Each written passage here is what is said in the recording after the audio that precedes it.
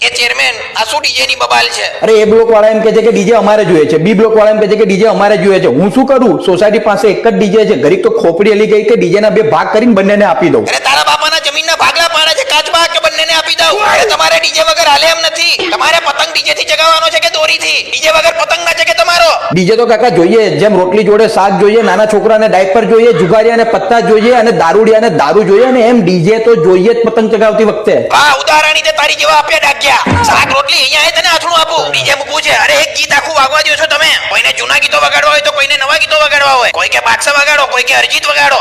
ઓછું તો પાછા ઇંગ્લિશ, ગુજરાતી, હિન્દી, મેં દેશીના બે ઢાકણા મારીને આવશે તો એમ કે પંકજ ઉદાસ વગાડો. જો ધાબા પર મને કોઈ લથડિયા ખાતું દેખાડું ને ચેરમેન તો તારો પંકજ ઉદાસ કરી નાખાય. તમે કાકા બધી લવારી બધું કીધું, પણ એ ના કીધું કે ડીજે કોને આપવું. અરે કોઈને નથી આપવું નોળિયા. નવરાત્રીનું ડીજે છે, નવરાત્રીનું રાખો. જેને મોજશોખ માટે કરવું હોય ને પોતાના ખિસ્સામાંથી પૈસા ખર્ચીને લાવો. અને હવે જો ડીજે ના કારણે બબાલ થઈને નોળિયા તો તારો ડી એટલે ડાબો, જે એટલે જમણો હાથ ઉખાડી તાબડા કરી નાખાય.